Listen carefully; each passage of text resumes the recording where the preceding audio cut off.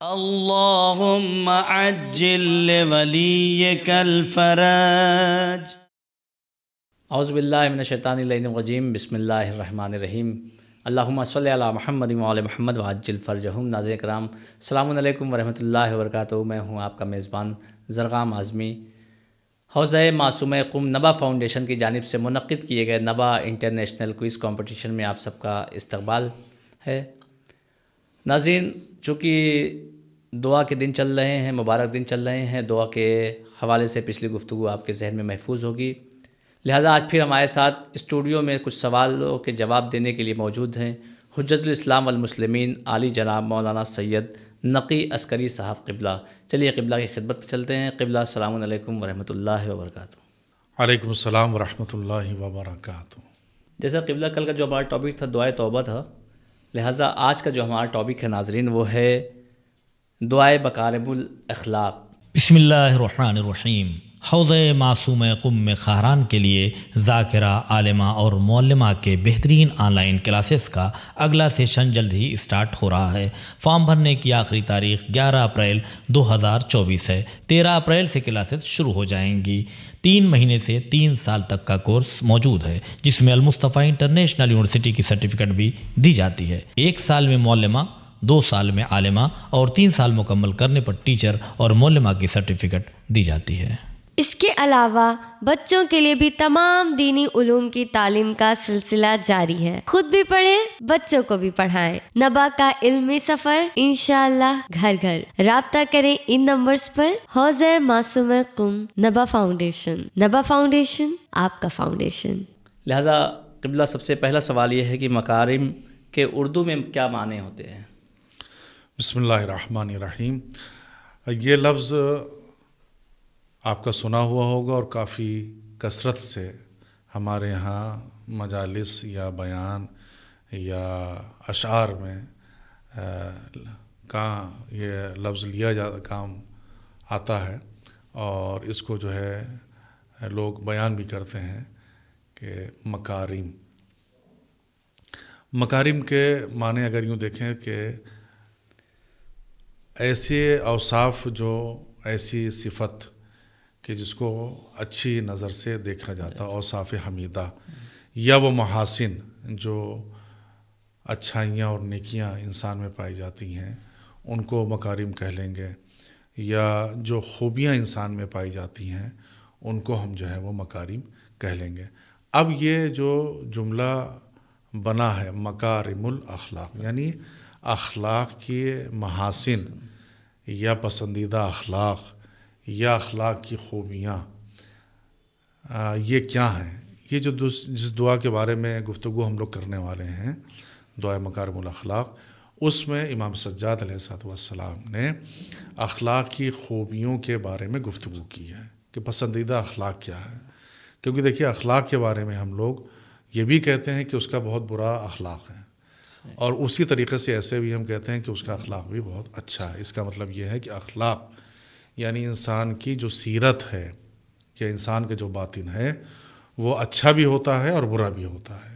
یہ اخلاق اچھا بھی ہوتا ہے اور برا بھی ہوتا ہے. تو مکارم الاخلاق یعنی جو اچھا اخلاق ہے، پسندیدہ اخلاق ہے، اس کو امام نے اس دعا میں بیان فرمایا ہے. اس دعا کو پڑھنے کی جو تاکید ہے وہ کب وارد ہوئی ہے؟ ماہ مبارکہ رمضان میں عام طور سے اس دعا کو پڑھنے کے لیے حکم دیا گیا ہے کہ ماہ مبارک رمضان جب آئے تو اس دعا کو پڑھا جائے. اور اس کی شاید وجہ یہ ہے کہ اخلاق اسی وقت پیدا ہوتا ہے، یعنی انسان کی جو سیرت ہے وہ اسی وقت اچھی ہوتی ہے کہ جب انسان کا نفس پاکیزہ ہو، یعنی تزکیہ نفس کے مرحلے سے انسان گزر چکا ہو. اگر انسان کا باطن یا انسان کا اندر کا معاملہ گڑبڑ ہے تو وہ اخلاق تک نہیں پہنچ سکتا، یعنی اچھے اخلاق تک نہیں پہنچ سکتا. یعنی یوں کہا جائے کہ کسی انسان کے دل میں کدورت، کینہ، بغض، حسد بھرا ہوا ہو، اور وہ سامنے والے سے اچھے اخلاق سے ملنا چاہے تو مل ہی نہیں سکتا ہے، کیونکہ اندر کا معاملہ جو ہے وہ خراب ہے. تو مسئلہ یہ ہے کہ باہر کے معاملے کو ٹھیک کرنے کے لیے اندر کا معاملہ جو ہے وہ اچھا ہونا چاہیے.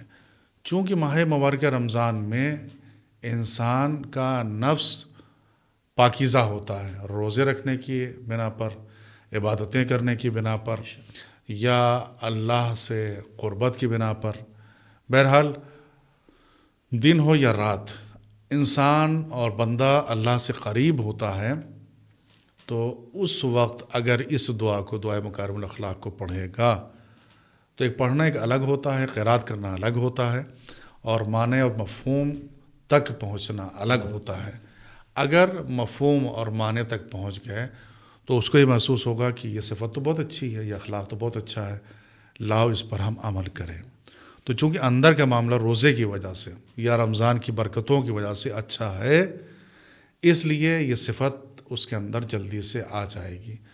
اور اس کی ایک دوسری وجہ یہ ہے کہ کوئی رکاوٹ بھی نہیں ہے، کوئی معنی بھی نہیں ہے کہ انسان اس صفت سے دور رہے، کیونکہ بہت سی بندشیں اور بہت سے پابندیاں روزے کی بنا پر انسان پر لگی ہوئی ہیں کہ انسان جو ہے وہ مطلب جھوٹ نہیں بول سکتا. کیسے جھوٹ بولے گا؟ کیونکہ روزے سے ہے. تو جب جھوٹ نہیں بولے گا، جب غیبت کرنے کے لیے سوچے گا، برائی کرنے کے لیے سوچے گا کہ ہم تو روزے سے ہیں، ارے کیسے غیبت کریں. تو پھر جب غیبت چھوٹے گی، برائی چھوٹے گی، ادھر کی بات ادھر کرنا، کینہ اور بغض، یہ سب چیزیں جو ہیں سے انسان دور ہوگا تو اپنے آپ اخلاق تک پہنچ جائے گا. اس لیے ماہ مبارکہ رمضان میں تاکید کی گئی ہے کہ اس دعا کی تلاوت کی جائے. چونکہ اگر ان 30 دنوں میں انسان نے پریکٹس کر لی اچھے اخلاق کی، تو یہ تو نہیں ہو سکتا ہے کہ 30 دن کی تھی اور 31ویں دن پھر وہ گندہ ہو جائے. یہ ہو ہی نہیں سکتا ہے. کچھ دنوں تو عادت رہے گی، اور اگر چاہے تو وہ عادت ہمیشہ باقی رہ سکتی ہے. قبلہ اس دعا میں کل کتنے بند ہیں؟ ہم نے گزشتہ پروگرام میں یہ عرض کیا تھا کہ امام نے صلوات کا کثرت سے استعمال کیا. اگر یہ بات ذہنوں میں محفوظ ہو تو اب ہم یہ کہنا چاہتے ہیں کہ اس دعا میں، یعنی دعا مکارم الاخلاق میں 20 بند امام نے بنائے ہیں، اور ہر بند سے پہلے صلوات پڑھی ہے، اور ان 2 صلوات کے درمیان بیچ میں اپنی ایک بات رکھی ہے. ایک کوئی اچھا اخلاق میں بھی چونکہ کبھی انسان کا اپنا ایک فردی اخلاق ہوتا ہے، یعنی خود انسان خود کیسا ہے، یعنی متواضع ہے، منکسر المزاج ہے، جھک کے ملتا ہے، اس کے ہاں کیا نام ہے، غرور اور گھمنڈ نہیں پایا جاتا ہے. ایک یہ فردی سے اخلاق کر لیں، اور کبھی ہوتا ہے کہ انسان کے اندر جو ہے اجتماعی اخلاق پایا جاتا ہے، یعنی پورے معاشرے کے لیے جو ہے اس کا اخلاق جو ہے وہ اچھا ہوتا ہے. تو اس میں جو امام نے جو 20 بند بیان فرمائے ہیں، اس میں کچھ فردی یعنی انسان کے خود اپنی شخصیت سے مربوط اخلاق ہیں، اور کچھ اجتماع اور معاشرے اور سوسائٹی جس میں انسان رہ رہا ہے اس سے متعلق جو ہیں وہ اخلاق ہیں. تو کل 20 بند امام نے اس میں ارشاد فرمائے ہیں. قبلہ اس دعا کی ابتدا کس جملے سے ہوئی ہے؟ اب اس دعا کو اگر ہم شروع سے دیکھنا چاہیں کہ مطلب بسم اللہ کہنے کے بعد صلوات پڑھی امام نے، اور صلوات پڑھنے کے بعد جو بات کہی ہے وہ ایمان سے اور یقین سے بات کو، گفتگو کو شروع کیا ہے. کیوں؟ ہم جملوں پر غور کریں کہ دعا یہاں سے شروع ہو رہی ہے، تو یہ کیوں شروع ہو رہی ہے؟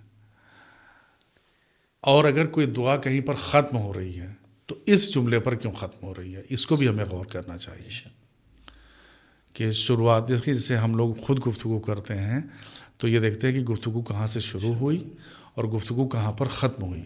امام اگر کوئی دعا بیان فرما رہے ہیں یا ارشاد فرما رہے ہیں تو اس کو دیکھنا چاہیے کہ کہاں سے کون سے جملے آئے. اب اس میں جملے یہ ہیں اللہم صلی علی محمد و آل محمد، اللہم، اس کے بعد کہنے کے بعد وہ بلغ بے ایمانی اکمل الایمان، پروردگار ہمیں کامل ترین ایمان تک، میرے ایمان جو کامل ترین جو ایمان ہے وہاں تک مجھے پہنچا دیں، میرے ایمان کو آخری منزل تک. اب آپ نے یہ سنی رکھا ہوگا کہ ایمان کے کتنے درجے ہیں. جناب سلمان فارسی 21 درجے پہ تھے. تو یہاں پر درجہ نہیں کہا کہ مجھے 8ویں درجے پہ پہنچا دیں، مجھے 7ویں درجے پہنچا دیں. آخری درجہ وہ تو جانتا ہوگا، ہم نہیں جانتے ہیں.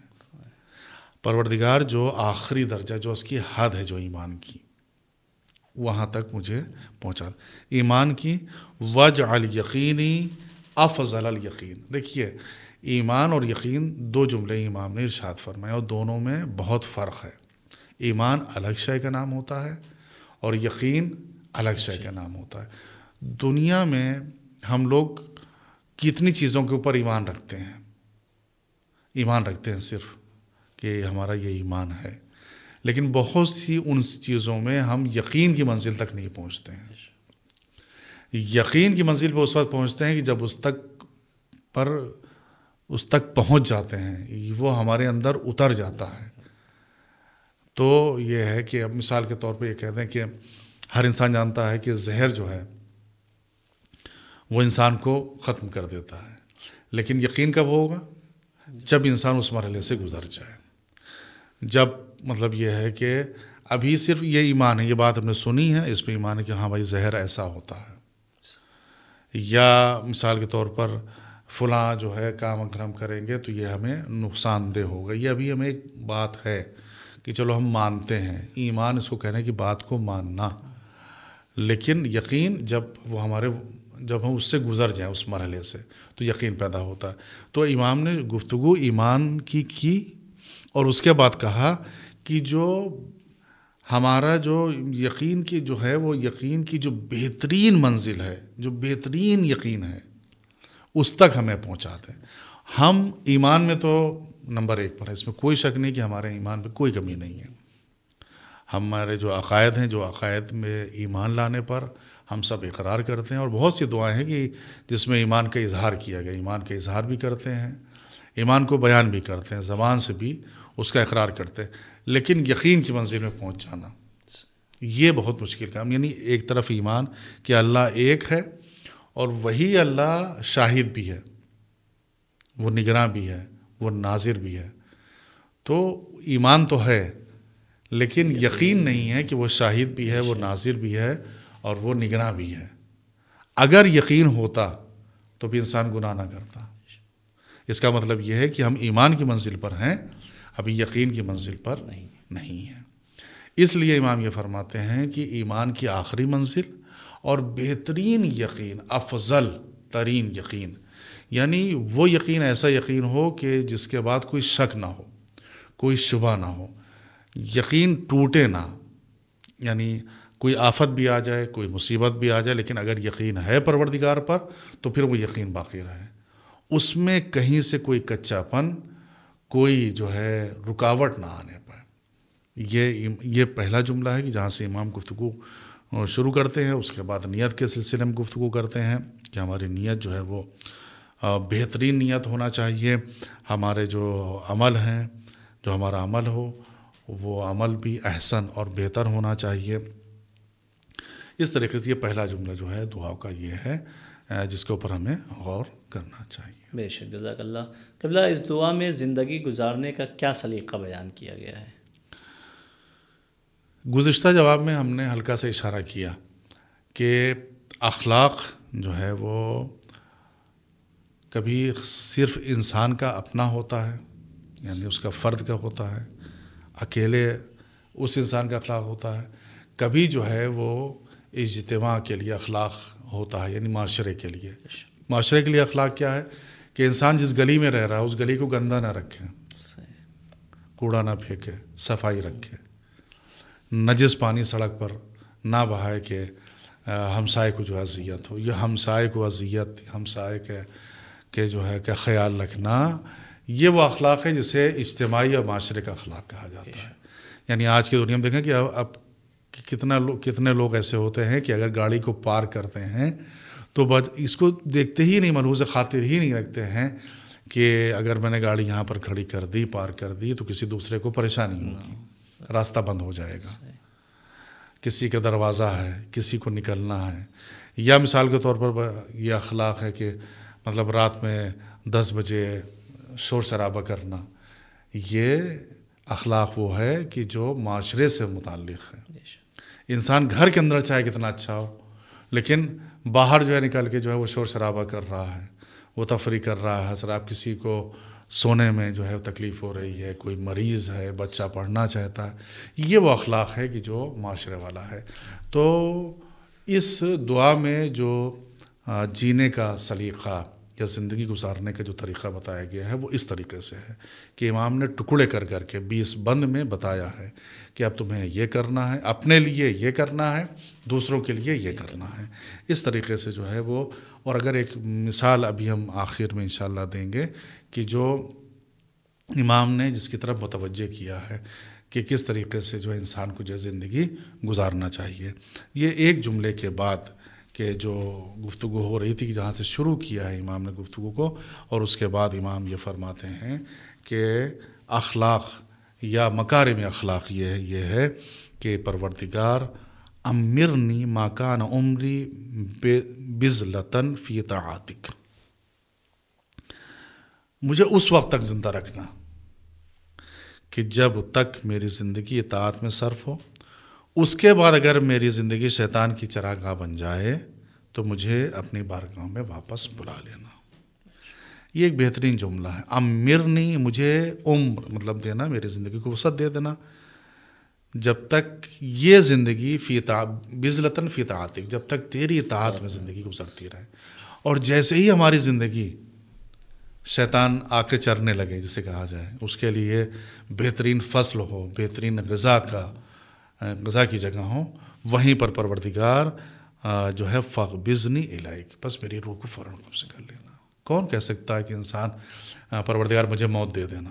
لیکن انسان اگر موت کی دعا کرے مرنے کے لیے تو بس اس طریقے سے، اس جسے کہا جائے کہ اس پابندی کے ساتھ دعا کرے، اس شرط کے ساتھ جو ہے دعا کرے کہ پروردگار جیسے ہی شیطان میری زندگی میں حاوی ہو ویسے مجھے اپنے پاس جو ہے وہ بلا لینا.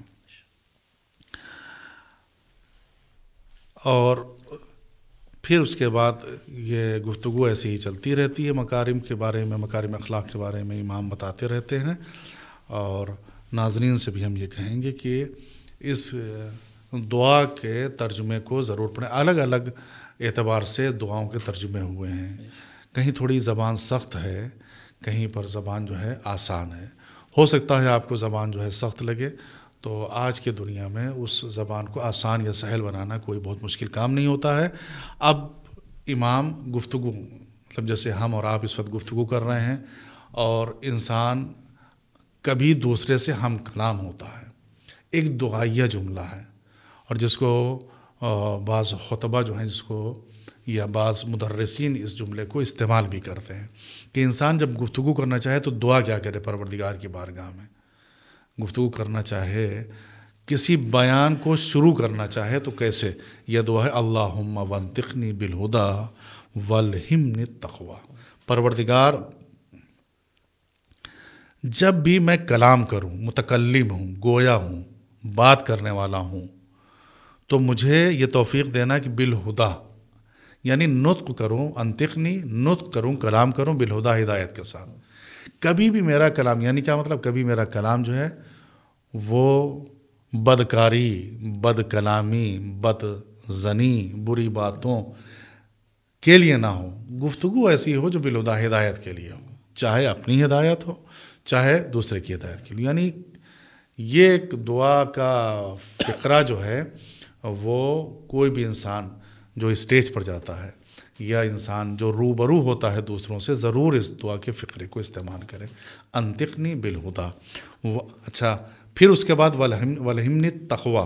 پروردگار کی گفتگو تو میں نے شروع کر دی ہے، لیکن گفتگو جو ہم کر رہے ہیں وہ جو ہماری یادداشت ہے، جو ذہن میں پڑا ہوا ہے، جو ہم لکھ کے لائے ہیں اس کی بنا پر. لیکن پروردگار تو ایک کام کر سکتا ہے، اور یہ کام صرف تو ہی کر سکتا ہے. اور وہ کام کیا ہے؟ والہمنی التقوی. تقوی کا الہام جو ہے وہ، یعنی تقوی کا الہام فرما دے. کیا مطلب ہے؟ کہ میں گفتگو جب کروں تو تیرا خوف برقرار رہے، اپنی لیمٹ سے زیادہ میں باہر نہ نکلوں، اپنی جو حدود ہیں اس سے باہر نہ نکلوں. یعنی کبھی کبھی انسان جب گفتگو کرتا ہے تو گفتگو کرنے میں ایسا ہوتا ہے کہ وہ اپنی جو لمٹ ہوتا ہے اس کو کراس کر جاتا ہے، یعنی بہت جملے تکبرانہ ہو جاتے ہیں، غرور والے جملے نکل آتے ہیں، کیوں انسان جوش میں آ جاتا ہے۔ تو یہاں پر یہ امام متوجہ کر رہے ہیں وَالْهِمْنِ التَّقْوَىٰ، پروردگار تقویٰ جو ہے وہ مجھے الہام، یعنی میری کوئی گفتگو ایسی نہ ہو کہ جو تقوی سے باہر کی ہو، یعنی خوف خدا جس میں برقرار ہو، تو اس سے ڈر جو ہے وہ برقرار رہے۔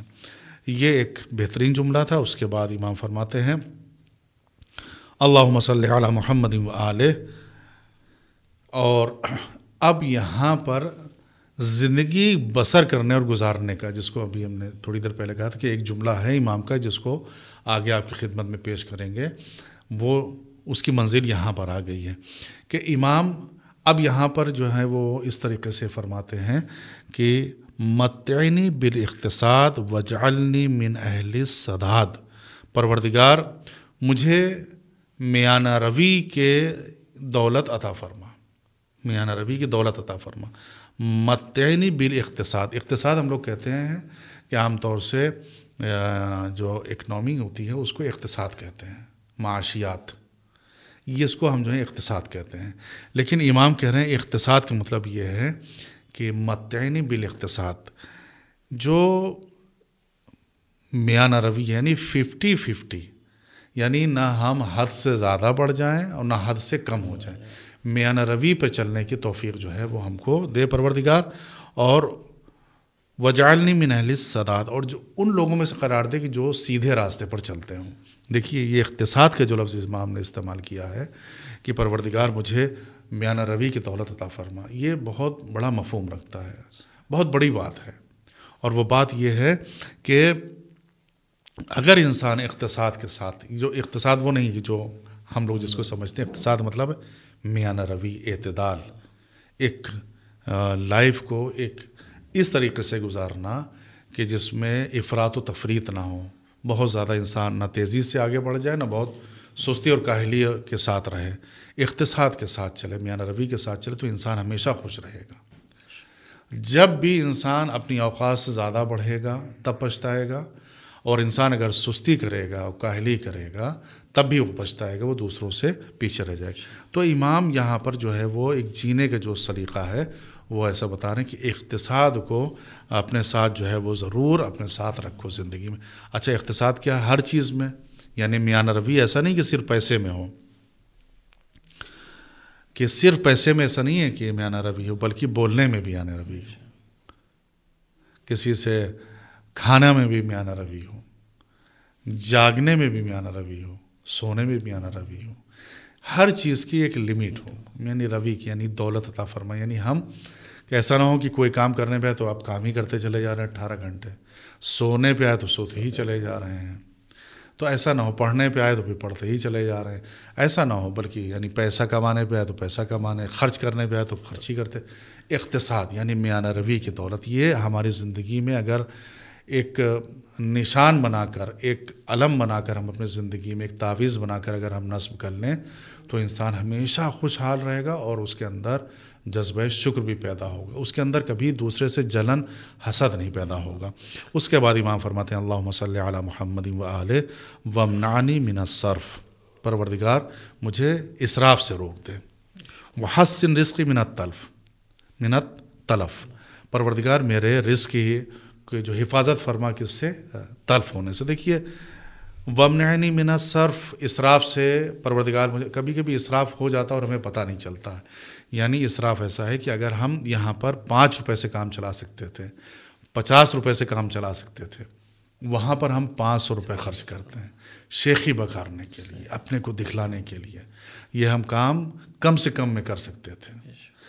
غور اگر تھوڑا سا کرتے، کبھی کبھی جلد بازی میں ہم زیادہ پیسہ خرچ کر دیتے ہیں کہ ہمارا کام جلدی سے ہو جائے، سب سے پہلے میرا کام ہو جائے، مجھے ویٹ نہ کرنا پڑے، مجھے کھڑا نہ ہونا پڑے، وہ کام آدھے پہ ہو سکتا تھا لیکن ہم جو ہے وہ کام دگنے پہ کر کے آئے ہیں۔ تو امام کہتے ہیں وامنعنی من الصرف، اسراف سے ہمیں روکتے ہیں، اور اسراف بہت ہوتا ہے، اسراف خاص طور سے کھانے میں، شادیوں میں، یا اب اسراف کے نام یعنی دکھاوا جسے کہا جائے بہت زیادہ، اب جو ہے وہ پہلے ہوتا تھا کہ ایک ڈش کے اوپر کام چل جاتا تھا، اب مختلف طرح کے انواع و اقسام کی مرغن غذائیں جو ہیں وہ ہم لوگ صرف کی طرف، اسراف کی طرف بہت تیزی سے جا رہے ہیں. جو اقتصاد کہا تھا، اقتصاد یعنی میانہ روی کو ہمیں اپنانا چاہیے. وحسن رزقی من التلف، اور پروردگار میرے رزق کو جو ہے تلف ہونے سے بچا لے. دیکھیے کبھی کبھی ہمارا جو رزق ہوتا ہے، جو ہم نے پیسہ اکٹھا کیا ہوتا ہے، وہ برباد ہو جاتا ہے. کیوں ہو جاتا ہے؟ کہ کبھی ہماری زندگی میں کوئی پروگرامنگ نہیں ہوتی ہے، کبھی پہلے سے ہم نے کوئی جو ہے اس کے بارے میں پہلے سے کوئی لائے عمل تیار نہیں کیا ہوتا ہے، اور اس چیز کو ہم نے بنایا، پھر 2 سال بعد دیکھا کہ یہ چیز تو ہم نے غلط بنائی تھی، اب اس کو جو ہے ہم کو جو ہے ختم کر دینا چاہیے. تو کبھی کبھی یہ ہوتا ہے کہ جب ہماری زندگی میں کوئی پہلے سے لائے عمل نہیں ہوتا ہے، کبھی سے کوئی چیز کا جو ہے پہلے سے پلان نہیں ہوتا ہے، پروگرام نہیں بنا ہوا ہوتا ہے، تو پھر وہ بعد میں ہمارے یہاں پر امام کہہ رہے ہیں حسن رزق من التلف، ہمارے رزق کو محفوظ رکھیں کہ ہمارا مال کبھی برباد نہ ہو. بہت ایسے موقع آتے ہیں کہ جب انسان محنت سے جو پیسہ اس نے کمایا ہے اور وہ سیکنڈوں میں برباد ہو جاتا ہے، اپنی غلطی کی بنا پر یا دوسرے کی غلطی کی بنا پر یا جو بھی آپ کہہ لیں، لیکن انسان کا بہرحال وہ یہ رزق جو ہے برباد ہو جاتا ہے. اور امام یہ فرماتے ہیں وَوَفِّرْ مَلِكَتِي بِالْبَرْكَةِ فِي، اور جو ہمارے پاس جو کچھ بھی جس کے بھی ہم مالک ہیں، پروردگار اس میں برکت عطا فرما. دیکھیے چیز ہو سکتا ہو کم ہو لیکن برکت ہو، اگر برکت ہو جائے گی تو وہ چیز جو ہے وہ ختم نہیں ہوگی. تو یہاں پر یہ جو ہے وہ کہ پروردگار جو کچھ بھی میرے پاس ہے اس کو تلف ہونے سے محفوظ رکھ، اور اس میں برکت، یعنی برکت کا مطلب یہ ہے کہ ہو سکتا ہے ایک چیز ہم نے خریدی اور اس پہ لکھا ہوا تھا کہ یہ 2 سال چلے گی، دکاندار نے بھی کہا کہ 2 سال چلے گی، لیکن ہم اپنے سلیقے سے، اپنے طریقے سے اس کو 5 سال چلائے. یہ ہے برکت. یہ 3 سال ہم نے اس کی لائف بڑھا دی، یعنی اس کو اتنے اچھے سے رکھا ہم نے کہ اس میں 6 مہینے ہم نے اس میں بڑھا دیے، برکت ہو گئی. تو یہ ہمارے ہاتھ میں ہوتا ہے، اور ہو سکتا ہے کہ وہ 2 سال کی تھی، ہم اس کو 1.5 سال میں جو ہے وہ تلف کر دیں، برباد کر دیں. تو یہ سب چیزیں جو ہے وہ ہوتی ہیں. اور اس کے بعد یہ بھی ہے کہ انسان کو فقیر نہیں ہونا چاہیے. امام یہاں پر دعا فرما رہے ہیں وَسُن وَجْهِ بِالْيَسَار، پروردگار اور مالداری کے ذریعے میری عزت کی حفاظت فرما، اور غربت کی بنا پر میرے وقار کو گرنے نہ دینا. یہ ہے کہ پروردگار اگر مال دے دے گا تو میری عزت بہرحال بڑھ جائے گی. ہر آدمی جو ہے مالدار ہے چونکہ، اس لیے وہ اچھے سے ہم کو ملے گا. لیکن پروردگار اگر تو نے غربت دے دی تو پھر پروردگار غربت ایسی نہ ہو کہ میرا جو وقار بنا ہے، جو بھرم بنا ہوا ہے، جو ہمارا احترام ہے، وہ بس گرنے نہ پائے. وہ احترام جو ہے وہ باقی رہے. یعنی غربت تو ہو لیکن جو ہمارا احترام ہے وہ باقی رہے. یہ ایک دعا ہے. اور اس کے بعد آخر میں ایک دم بالکل جو جملہ ہے وہ یہ کہ اللہم صلی علی محمد و آلہ نبہنی لذکرک فی اوقات الغفلہ. پروردگار کبھی کبھی غفلت کے اوقات آ جاتے ہیں، یعنی انسان جو ہے بالکل غافل ہو جاتا ہے. غافل یعنی اگر جسے کہا جائے کہ انسان ایک دم کمفرٹ زون میں چلا گیا تو اس وقت پروردگار سے وہ غافل ہو جاتا ہے. یعنی ایک آسائش کی زندگی گزار رہا ہے، بہترین آب و ہوا ہے، موسم ہے، یا ایسی جگہ چلا گیا کہ جہاں پر بالکل پروردگار یاد ہی نہ آئے، خدا یاد ہی نہ آئے، خدا سے غافل ہو جائے. تو یہاں پر یہ دعا ہے کہ نبہنی لذکرک فی اوقات الغفلہ، غفلت کے اوقات میں پروردگار اب مجھے اپنے ذکر کے لیے جو ہے وہ مجھے بیدار رکھنا. یعنی جس وقت میں غفلت میں جا رہا ہوں اس وقت تیرے ذکر سے میں جو اپنی غفلت کو ختم کر دوں، یعنی بیدار ہو جاؤں. میری غفلت جو ہے تیرے ذکر سے جو ہے بیداری میں بدل جائے. وَاسْتَعْمِلِ بِطَاعَتِكَ فِي أَيَّامِ الْمُهْلَةِ. اور ایسا ہوتا ہے کہ جب کبھی میرے پاس مہلت کے ایام آتے ہیں، یعنی آج کل ہم فری ہیں مثال کے طور پر 2-3 دن 4 دن جو ہے فری ہیں، تو یہ مہلت کے ایام ہیں، تو یہ مہلت میں یہ نہ ہو کہ ہم جو ہیں صرف آرام کر کے گزار دیں، بلکہ مہلت کے ایام میں کیا ہے، مجھے اطاعت کے کام میں لگا دینا، کہ مجھے خیال ہے کہ آج کل مہلت ہے، چلو آج کل کوئی کا ہے نہیں ہے تو کم سے کم جو ہے اپنے واجبات پر نظر ثانی کر لی جائے، یا کوئی نیک کام ہے مسجد کو جو ہے صاف کر دیا جائے، چلو امام باڑے میں جو ہے مثال کے طور پر صفائی کر دی، تو یہ مہلت کے ایام میں جو ہے مجھے اپنی اطاعت کے کام میں لگا دینا، اور اس کے بعد آخر میں اللہم صلی علی، جیسے کہ ہم نے کہا کہ دعا کے آخر کے جملات پر بھی ہم کو غور کرنا چاہیے، اس میں یہ ہے کہ اللہم صلی علی محمد والے محمد، خدائے محمد والے محمد پر رحمت نازل فرما، ان تمام رحمتوں سے بہتر جو تو نے کسی بندے پر اس سے پہلے نازل کی ہیں، یعنی جو آج ہم صلوات پڑھ رہے ہیں نا، مطلب اس صلوات کے بعد سب سے بہتر رحمت آج نازل فرما دے، جو کسی بھی بندے پہ تو نے نازل فرمائی ہے، کسی بھی بندے پہ تو نے رحمت، اس سے سب سے بہتر آج جو رحمت محمد والے محمد پر یا اب تو نازل کرنے والا ہے، سب سے بہتر جو ہے رحمت وہ آج نازل کر دے، اور ہمیں دنیا میں نیکی وآتنا فی الدنیا حسنۃ وفی الآخرۃ حسنہ، اور ہمیں دنیا میں بھی نیکی عطا فرما اور آخرت میں بھی نیکی عطا فرما، وقنی برحمتک عذاب النار، اور اپنی مہربانی سے مجھے آتش جہنم سے جو ہے وہ محفوظ کر دے، رکھ دے۔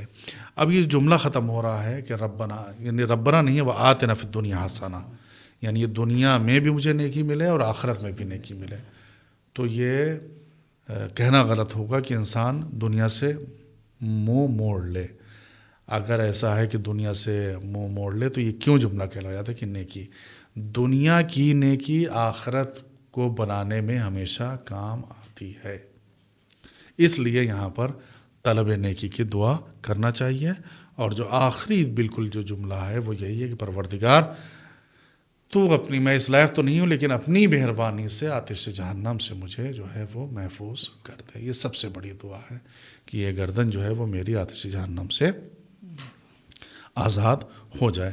اس طریقے کے یہ جو طریقے اور وسیلے اس دعا میں بتائے گئے ہیں، اور ناظرین خاص طور سے طالبات اور طلاب عزیز کی خدمت میں اس بات کو ہم عرض کریں گے کہ اس دعائے مکارم الاخلاق کو پڑھیں، صرف عربی میں نہیں بلکہ اس کے ترجمے کو اور اس کے مفہوم کو بھی پڑھیں، اور ایک بات یاد رکھیں کہ اخلاق کے جو گفتگو ہوتی ہے کہ اخلاق اس وقت تک جو ہے وہ نہیں آتا ہے کہ جب تک انسان کا باطن پاک نہ ہو، پہلے اپنے باطن کو پاک کریے، اور اس کے بعد پھر قول اور عمل کی دنیا میں انسان جا کر جو ہے وہ ایک ہوتا ہے۔ اور ماہ مبارک رمضان میں اگر آپ یہ دعا کو پڑھنا چاہتے ہیں تو روزے کی حالت میں اس دعا کو پڑھیے، اس وقت اس میں آدمی کا احساس ایک بیدار ہوتا ہے کہ ہم، یعنی انسان کو یہ احساس ہوتا ہے کہ ہم نے جو غلطیاں اب تک انجام دی ہیں وہ چیز بھرے پیٹ نہیں پیدا ہوتی ہے، جو انسان کے خالی پیٹ میں، جو انسان کا خالی شکم ہوتا ہے، اس وقت جو احساس بیدار ہوتا ہے وہ انسان کو بھرے پیٹ میں جو ہے احساس نہیں ہوتا ہے۔ تو اس دعا کو، یہ اخلاق، یعنی اس کو اتنا یاد رکھیے کہ جو خلق کہا جاتا ہے، یعنی ہم کیسے ہیں، خلق جو کہا جاتا ہے کہ ہم کیسے ہیں، خلق جسے اخلاق کہا جاتا ہے، تو یہ اوپر کا جو ہمارا خلق ہے کہ ہم بنے ہیں، یہ ہماری بناوٹ ہے، یہ ہمارے ہاتھ میں تو نہیں تھی کہ ہماری ناک ایسی ہو، ہمارا رنگ ایسا ہو، ہمارے ہونٹ ایسے ہوں، ہمارے کان، یہ بناوٹ ہمارے ہاتھ میں نہیں تھی، لیکن خلق، اخلاق جو اندر کا معاملہ ہے یہ ہمارے ہاتھ میں ہے، باہر کا معاملہ ہمارے ہاتھ میں یقیناً نہیں تھا، یعنی ہم کیسے بنیں یہ ہمارے ہاتھ میں نہیں تھا، لیکن ہم اپنے کو کیسا بنا سکتے ہیں یہ ہمارے ہاتھ میں ہے۔ تو اس پر ہم توجہ دیں کہ ہم کسی بھی روپ کے ہوں، کسی بھی شکل کے ہوں، کسی بھی رنگ کے ہوں، کیسے بھی ہوں، لیکن اندر کے جو معاملہ ہے اس میں ہم نکھار پیدا کر سکتے ہیں۔ اس ماہ مبارک رمضان میں ہم سب کو یہ دعا کرنا چاہیے کہ جس وقت ہم یہ دعا پڑھ رہے ہوں تو پروردگار سے یہ توفیق طلب کریں کہ پروردگار صرف دعائیں زبان تک نہ رہ جائیں بلکہ دعائیں ہمارے دلوں کا حصہ بن جائیں۔ جزاک اللہ قبلہ۔ تو ناظرین، آج ہمارا وقت یہیں پہ تمام ہوتا ہے، انشاءاللہ پھر ملاقات ہوگی۔ والسلام علیکم ورحمۃ اللہ وبرکاتہ۔